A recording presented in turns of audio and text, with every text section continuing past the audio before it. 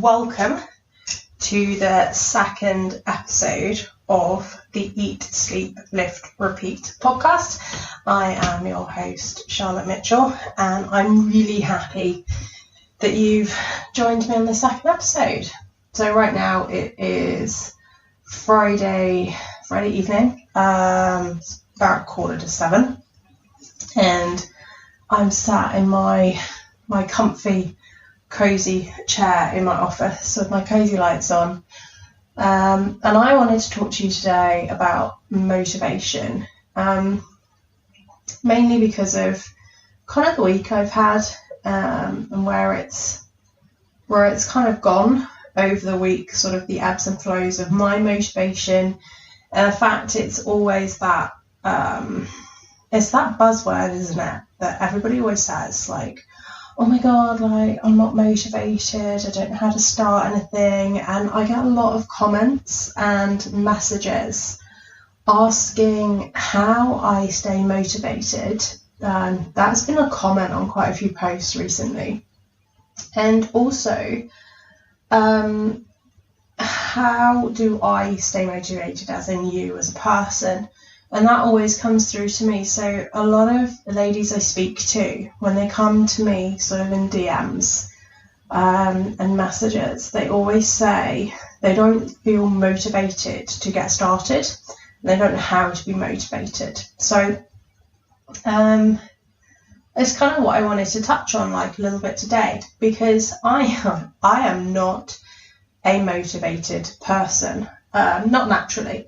Naturally, I am the person that wants to sit on the sofa and binge watch Friends, possibly with a very large bottle of wine and a straw.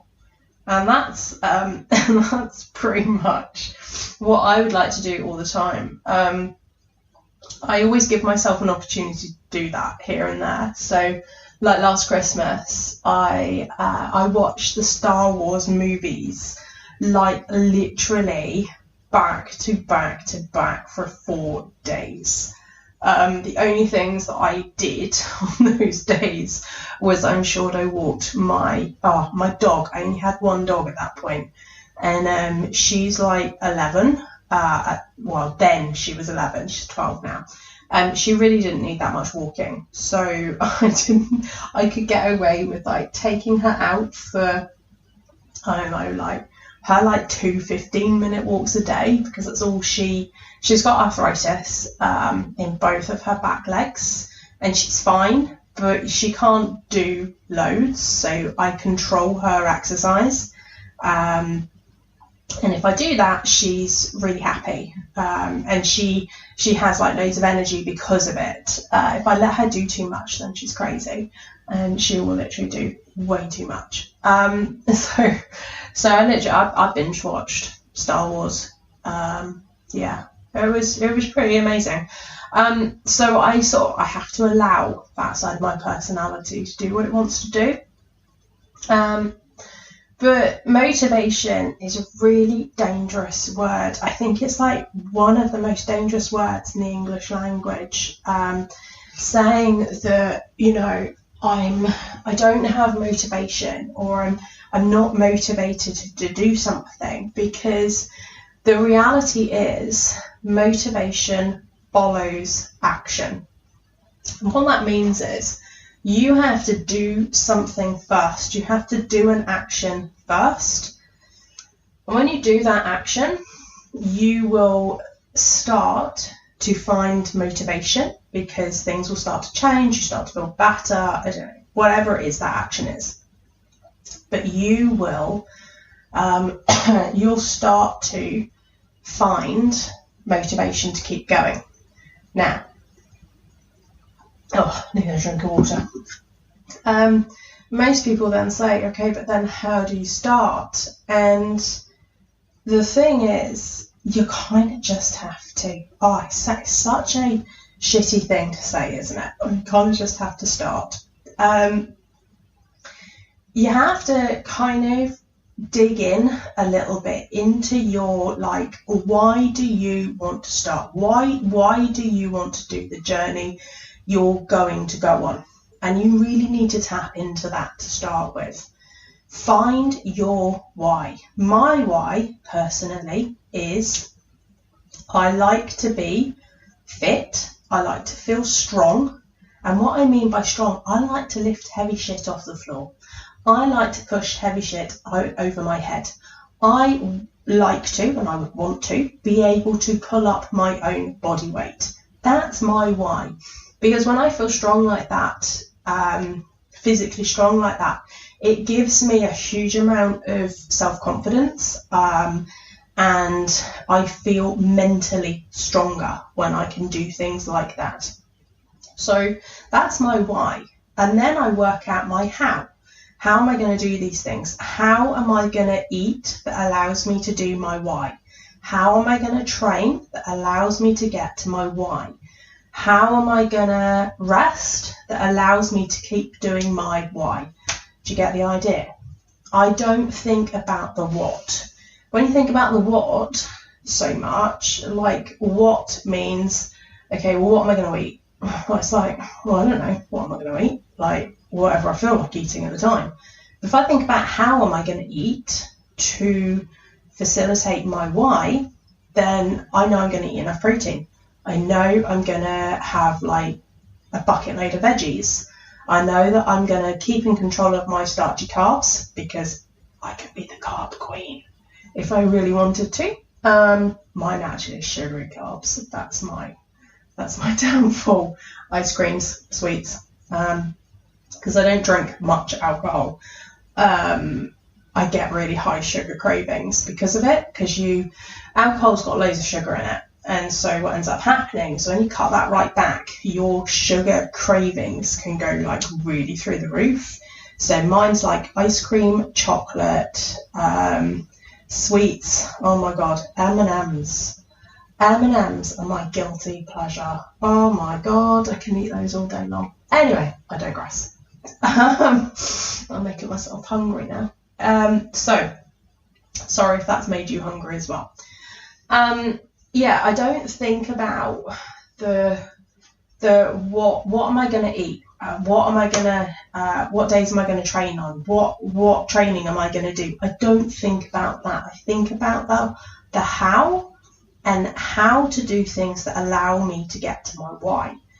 When I do that, I then think, okay, how am I going to fit training around a busy coaching business? How am I going to fit training then, if I backtrack that a little bit, can't speak English, how am I going to fit training into my day? How am I going to organise my day so that I get in the things that I want to do as well as run a coaching business? So you can see how quickly I don't need to be like motivated, because I found my why. My why motivates me. Then I find the hows that work that get me to my why, and what is like pretty irrelevant for me, because once you find the how and the why, you don't need a what. So then once I sort of like work that out, it makes the motivation along the way so much easier. And it also, for me, I then get a bit disciplined about it, and I have to have some like hard conversations with myself as to being disciplined and being consistent. And that basically means I want to train 4 days a week. That's it. If I can do 5, I'll do 5. But my non-negotiable, ideally to myself, is 4 days a week. Now, I've got some wiggle room on this, and I'm going to explain to you what I mean by that, because I'm not a flipping robot, and there are times I can't do 4 days a week. But that requires a huge amount of honesty with myself. So this week, I trained, what did I do this week? Today's Friday. So on Sunday, I always have Tuesdays and Saturdays off, regardless, because I coach in person on those days. And that takes a huge amount out of me, like physically and mentally. And I can't put training in as well, because that takes a lot out of me physically and mentally. If I do both, one of them will suffer hugely. And I'm not going to go into my coaching in person and ask my clients to not get, their full coaching from me. So I decide that I don't train those days. That works for me. So Sunday is like my start of the week for training. So Sunday this week I did upper, then Monday I did lower. Tuesday was off. On Wednesday I was shattered, absolutely shattered. And I thought, okay, I don't know what I'm going to do here, because I'm really, really, really tired. So I chatted with my coach. I said, look, this is how I'm feeling. And I have to have like a really honest conversation with myself, because I have to ask myself the question, are you tired or are you being lazy? And I will talk to myself in that respect, because I'm talking to me. And I knew I was tired. Everything felt like sludge. It was hard to like mentally concentrate. All my movements felt slow. Walking the dogs was an effort. Just everything was challenging. And I just was like, nah, I'm going to have an extra rest day, which I did. So then on Thursday, I trained upper. It was a good session. Really, really happy with it. I enjoyed it. It was really good. Like, I've started doing bench press again, and the weight's going up, and it makes me feel strong, which again makes me feel confident, which again taps me into my why. So then I enjoy my training sessions. But I got to today, so today's Friday, and I was going to train lower. I do upper, lower, because I only do 4 days a week. I went mentally. I have to really prepare for like a lower day, because proportionately I am much, much, much stronger in my lower body than I am in my upper body. That's really common for women. And so I have to like really mentally prep for it, because a lower day is tough, man. It is like, I have to really push the weights, really dig in, and like, it is hard work. There are times at the end I actually feel sick. Like, it's because I've pushed that hard. But it's kind of where I have to go, because of the muscle that I have and the muscle that I want to build. So that's my choice. That's what I do. But I went in and I was prepped, but it was niggling in the back of my head. I was like, you still feel really tired. And I went in and I had to go and use the rule that I use with my own ladies. It's basically, when you don't feel like doing something, if you've had the conversation with yourself of like, am I tired or am I being lazy? I was like, I feel like I'm being a bit lazy. So I went in, but I used the 10-minute rule as well, which is basically go and do something for 10 minutes. And if at the end of 10 minutes, you still don't want to do it and you haven't got into the groove of it, and my workout playlist hasn't really kicked in, and my caffeine hasn't really kicked in, and I'm still sat there going, yeah, I just don't want to be here, I don't want to do this, then I'm going to get up and I'm going to go home. So I did 2 exercises. I did my reverse lunges on the Smith machine. I do that because it stabilises my knees, I don't get any wobbling, and I have a dodgy right knee. So I did those, and I was dripping in sweat at the end of 3 sets, and I'm not normally. And I was like, oh, this isn't good. I thought, okay, go and do your back squats. And I went to the back squat, and I'm working my way back up from injury. So I was at one point back squatting. I was just doing 40 kilos, but I could happily pop out 10 to 12 reps. And I injured my sacroiliac joint on the left side back in July, and it's taken me a long time to work my way back up again. So I'm now doing between 6 and 8 reps for 40 kilos. That's my max at the minute. And I did 6, and I got on the first set, and I was like, man, I think I'm going to puke. That was really hard. And I did the second set. I was like, oh no, this is hard. And I was so sweaty, but it felt like I was lifting 100 kilos. It didn't feel like 40, it felt like 100. And then I did my third set and I pushed out 5 and I was like, no, I've got to stop. And that was my 10 minutes doing those 2 exercises. And I was so exhausted after those 2 that I know me. I was like, nah, you need to go home. I'm obviously not, I don't think I'm recovering well enough in my sleep. And so it is sort of having that knock on to my training. But I know me. And I know I'm very honest with myself. I know when I'm being cheeky and I'm being lazy and I'm like, no, I don't want to do this. I did that on Sunday last week. I procrastinated my workout. And actually, when I went and did it, I felt amazing. And I know I can be honest with myself. And I know the days when I need to pull back. And I know the days I can push. And so that's what I did this week. Motivation doesn't have to factor in. It doesn't come into my vocabulary. And it's not something I take into account. I go by my rules on myself. So I know my why. Because I know my why, I then work out my how. What I'm going to do, that does not come into the equation.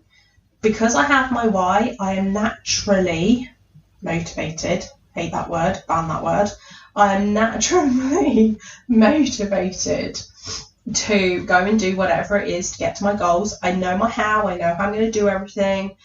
And so I then know myself. I can always ask myself the question, are you tired of being lazy? Pick one, because you're only ever one of those 2 things. And then I taper where I need to taper. And then I always go, like I said, I always go with that 10-minute rule. If I don't like it after 10 minutes and I'm still finding it incredibly hard and, you know, I'm not buzzing to the music and the atmosphere and getting it in, getting it done, feeling strong and tapping into my why, I go home because I've got another day to do what I need to do where I will feel that I can do it. So that's me. That is how I stay motivated. Scratch that word out. That is how I stay consistent. I hate the word motivated. Use the word consistent. How can I be consistent at something? Not how can I be motivated, because you'll be standing there till the end of flipping time trying to say, how can I stay motivated? Ask yourself, how can I stay consistent? How can I stay disciplined? When you do those 2 things, you will be able to keep going. Anyway, I feel like I've been rambling for ages. So I'm, Friday evening, I'm going to have a very small glass of red wine because that's sort of the deal that I've made with myself. And I'm going to go and, oh man, I've got teriyaki tofu to go and make with some pak choi. I'm really looking forward to that. My favourite food combinations is soy sauce with ginger, garlic and chilies. Put a little bit of maple syrup or honey if you're not vegan like me. Put a little bit of that in it. Oh my days. Oh, and a bit of rice wine vinegar or white wine vinegar or anything that's really quite acidic without being like chip shop vinegar. Best thing ever. That is like my favourite combination of food ever. And so yeah, that's what I'm going to go and make. So I hope you are having a good morning, afternoon or evening, depending on when you are listening to this. I hope it's helped you a little bit, sort of how I think towards that horrible motivation word, and it's one that should be banned from your vocabulary and from the English language from now until forever. And yeah, I am really happy that you joined me today.